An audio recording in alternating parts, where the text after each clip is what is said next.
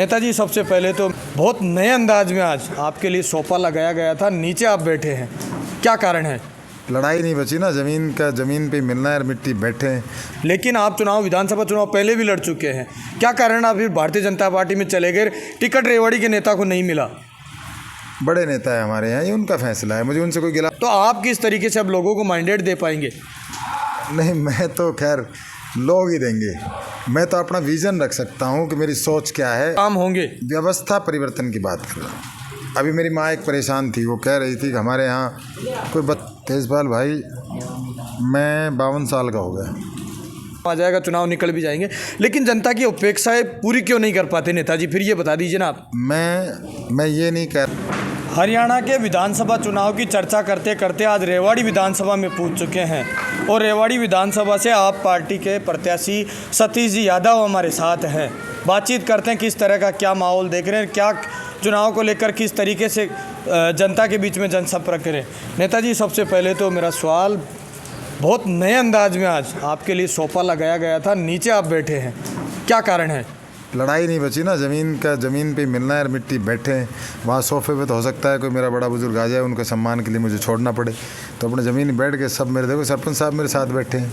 और मैं अभी आपके आने से पहले एक बात कह रहा था कि मैं व्यवस्था परिवर्तन के लिए राजनीति में हूँ और आप मेरे साथ नया पहली बार मुलाकात है। मैं यहाँ वकीलों का अध्यक्ष और ज़िला प्रमुख रहा हूँ।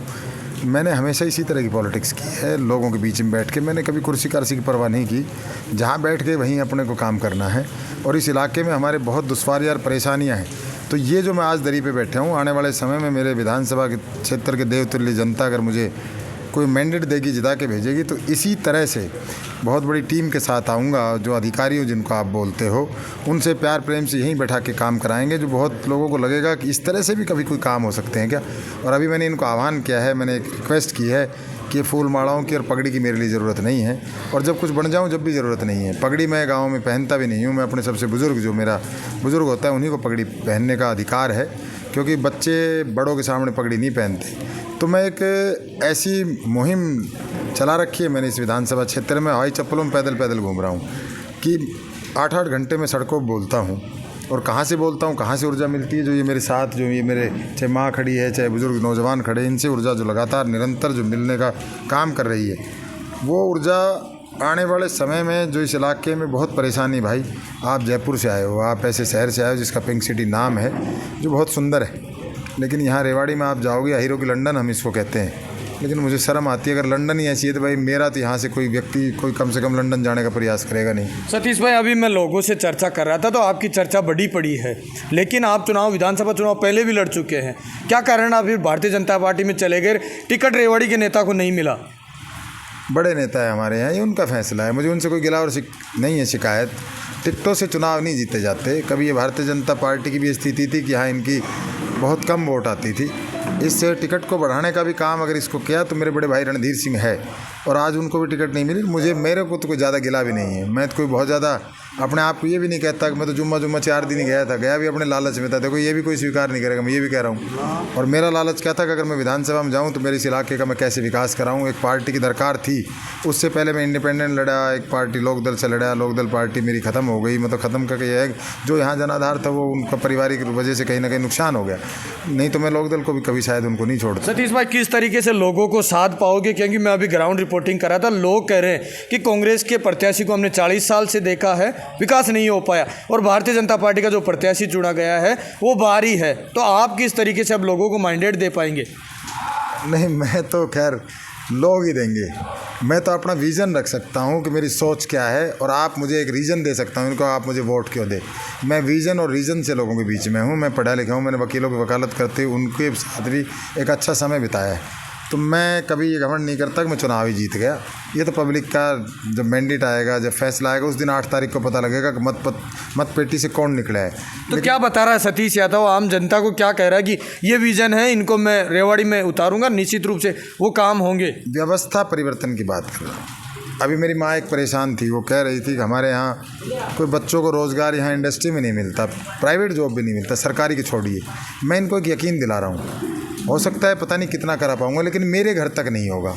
आज यहाँ दिक्कत क्या है कि हमारे यहाँ जो प्रत्याशी है, मेन रूप से मैं कांग्रेस की बात करूँ, ये तो बेचारा भाई बाहर से आया है, इसका तो मैं क्या कहूँ, लेकिन जो कांग्रेस का जो प्रत्याशी है उनके खुद के घर में राजपत्रित जिनको आप कहते हो ए क्लास नौकरियां, वो उनके परिवार तक गई। स्कूल और कॉलेज उनके और उनके परिवार के खुले, नहरों का पानी गया उनके और उनके परिवार तक गया, पेट्रोल पंप उनके खुले, हीरो होंडा की मोटरसाइकिल की एजेंसी आपकी वहाँ बहरोड में ले रखी उनकी लगी, 100 करोड़ रुपए के फ्लैट में वो रहते हैं, उनका जीवन कहीं से कहीं पहुंच गया। और आज मेरे इलाहाबाद गुजर का नौजवान आज भी एक फैक्ट्री में नौकरी के लिए, वो भी गार्ड की नौकरी के लिए, वो भी एक छोटे से कर्मचारी के लिए कि मुझे कोई किसी शिफ्ट में काम मिल जाए, आज भी वो तरस रहा है, वो त्रस्त है इस चीज़ से कि उसका चूल्हा कैसे जले।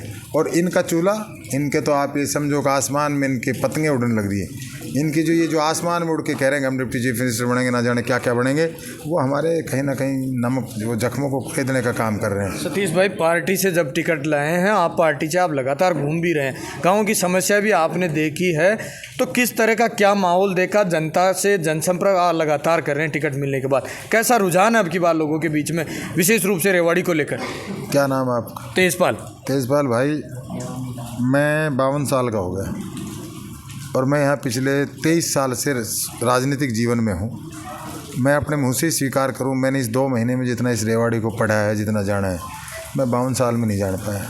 मैं पैदल पैदल सबके पास गया हूँ। मुझे ये पता है कि आज के दिन जो मेरे यहाँ से गंदे पानी की जो नहर आ रही है इन दोनों गाँवों के बीच से, और वो जाके सावी नदी मिल रही है, वो किस तरह से इस इलाके में कैंसर का रूप धारण कर चुकी है। मुझे पता है धारोड़ा का बस स्टैंड किस तरह से, वहाँ हमारे एक दलित बस्ती है, उनके बच्चे किस तरह से वहाँ उसमें नहाते हैं, उनका बहुत बालक, उनको नहीं पता कि इसमें कैंसर भी है, इसमें केमिकल भी है।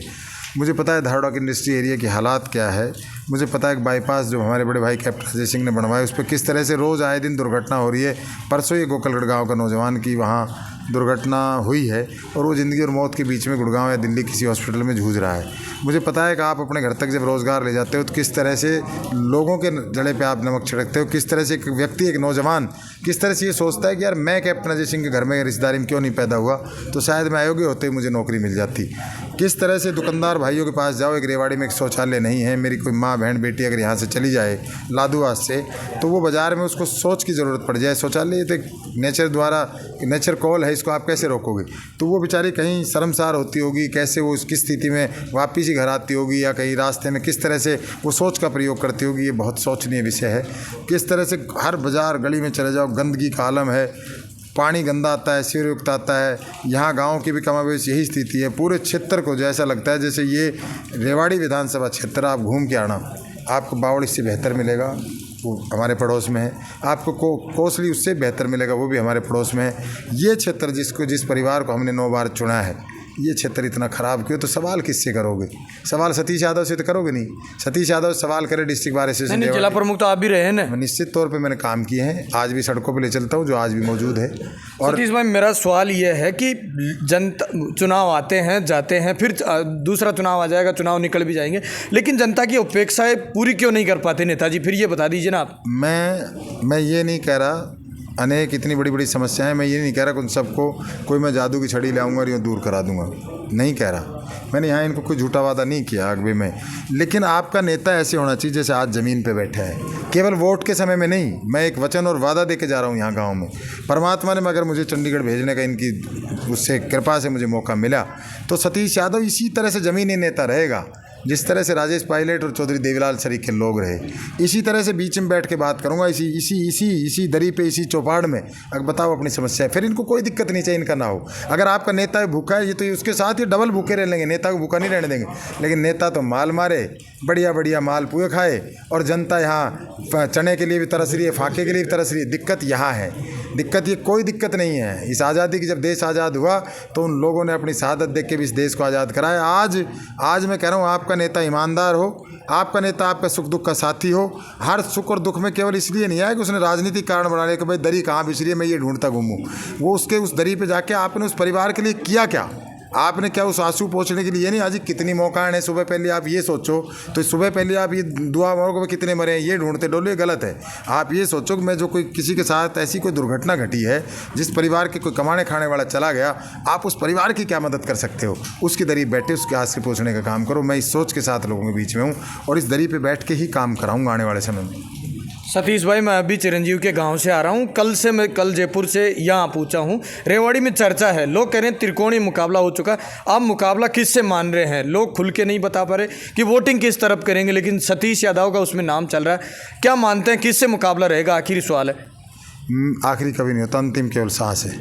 आगे फिर आप बात करेंगे, कल कर लेंगे, आज कर लेंगे, अभी कभी मत कहना। जीवन में अंतिम तो केवल सांस है। मैं ये कह रहा हूँ, मेरा मुकाबला इस इलाके की जो बेकदरी हो रही है उससे है, इस इलाके के नौजवानों के रोज़गार के लिए है, इस इलाके के किस तरह से मैं इंफ्रा को किस तरह से बेहतर करूं, किस तरह से आम जन को न्याय दिलाऊं, मेरा उन चीज़ों से है। मेरा नौजवानों को रोज़गार हो, चाहे गंदे पानी की समस्या हो, चाहे ये गंदी साबी नदी में जो गंदा पानी जा रहा है, इनसे क्या मुकाबला करूं? मेरा इनसे कोई मुकाबला नहीं। ये बड़े लोग हैं भाई साहब, मार देंगे इनसे, इसलिए इनसे नहीं करना मुकाबला। हमको तो अपनी छोटी छोटी जो जन समस्याएं उनसे मुकाबला है। पर सतीश यादव उठाता रहेगा मुद्दा, विकास के मुद्दे लगातार, अगर विधायक बनता है तो निश्चित तौर पे वो उठाऊंगा कि 1 कम 90 है, यहाँ 90 विधायक हैं, तो वो 89 जो है ना वो सुनेंगे। सतीश यादव बोलेगा, वो बोलेगा जो रेवाड़ी की जनता चाहती है। ये रेवाड़ी से विधायक प्रत्याशी सतीश जी यादव हैं। तमाम मुद्दों को लेकर हमने चर्चा करी, किस तरीके से रेवाड़ी का चुनाव चल रहा है, लेकिन जनता है किस करवट जाकर मतदान कर दे ये तो 5 अक्टूबर बताएगी। लेकिन यहाँ का जो मुकाबला लगातार कह रहे त्रिकोणीय है, और सतीश यादव जी का भी उनका नाम प्रमुखता से चल रहा है। आप मेरे साथ देख रहे तेज मीडिया ग्रुप और मैं हूँ तेजपाल। जय हिंद, जय भारत।